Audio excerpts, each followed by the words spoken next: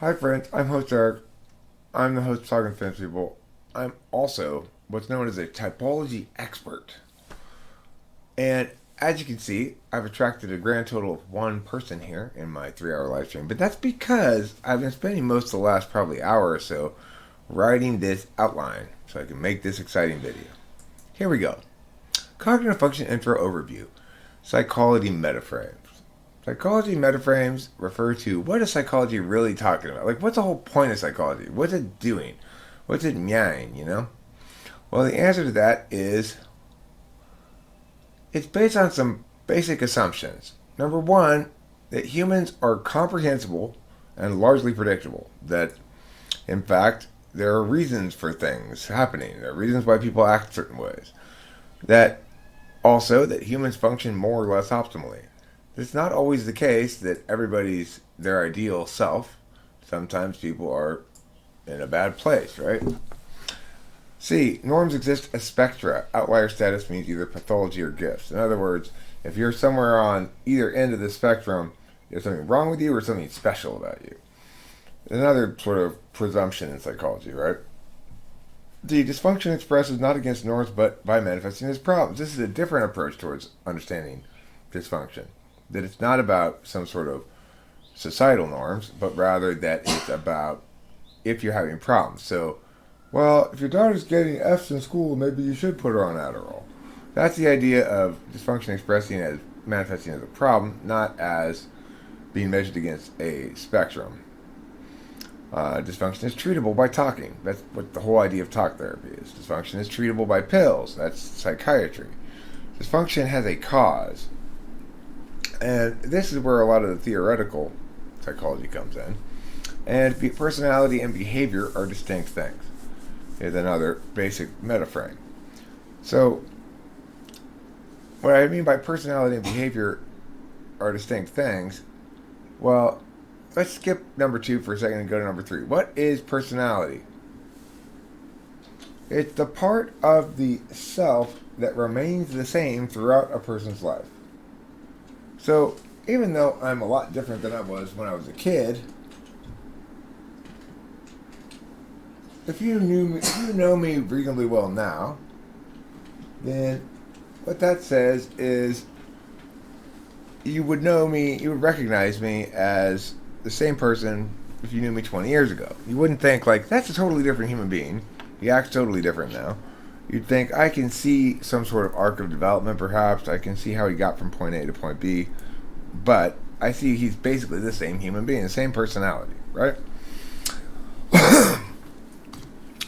Now, psychology frames that are not metaframes, but just frames, are theoretical, diagnostic, therapeutic, and research. So, theoretical is like somebody like Piaget talking about his stages of development, something like Skinner talking about behaviorism. Those kind of basically attempts to frame out human being through some psychology frame are doomed to fail, basically. Diagnostic, but interesting nevertheless. Like, I mean, I really like attachment theory, and I think that people have attachment disorders have a real problem, real thing. I mean, it's good to know why that exists, I guess. B. Diagnostic. So, psychology is supposed to be able to tell you if, in fact, you are functional or dysfunctional. If you are pathological in some sense, meaning, I guess, sick, not well, non-optimal, or if you are normal, quote unquote. C. Therapeutic is supposed to cure you if you're mentally sick in some fashion. So that's one of the things that psychology claims to do, at least, and in fact does for lots of people. And it claims to do it either through talk therapy, like I said, or through pills. And then lastly is the grunt science or the research part of psychology. Now this is the kind of psychology that I think I tend to kind of make fun of or think is ridiculous a little bit, because you get people like Jordan Peterson who are absolutely convinced that the Big Five is much more scientifically valid than cognitive functions or MBTI or whatever. Well, he says than MBTI. But as a matter of fact, it's not more valid in any sense of the word than cognitive functions. Um, it's just more metaphorical. So people don't have attributes like conscientiousness or extroversion or whatever. People do not possess these attributes. These are descriptors that are either accurate or inaccurate, and they're based on a person's behavior, things we can see, etc. So, okay. We're running right through this pretty quick. We're on number 4, cognitive functions. What are cognitive functions then? Everybody talks about them. You want to know what it means to be meow type or meow type or meow type. Well, if you want to know what it means to be meow type, you need to know what it means to have meow functions. So, what is a function? A function in math is something like addition, subtraction, multiplication, or division. Those are different functions because they tell you how you're going to make the numbers interact with each other differently, right? So, a function is something you execute upon two numbers. 2 plus 5 is 7, is the answer. So, in other words, I have two numbers here, 5 and 2. Execute the function addition, and you'll get a certain conclusion. Execute the function multiplication, you'll get a different conclusion. Execute the function division, you'll get a different conclusion. And execute the function subtraction, you'll get a different conclusion. Okay, so when we're talking about functions, cognitive functions, we're talking about the sort of thing that one applies to things. In other words, to probably two or more objects or subjects or whatever. But we need to talk a little bit more about what objects are, which we will coming up shortly. So when we look at these various functions, if you think about math as having basically the most basic functions being addition, subtraction, multiplication, and division, there are also 4 kinds of functions in attentional manners, and that is to say knowledge, action, deliberation, knowledge, and interface.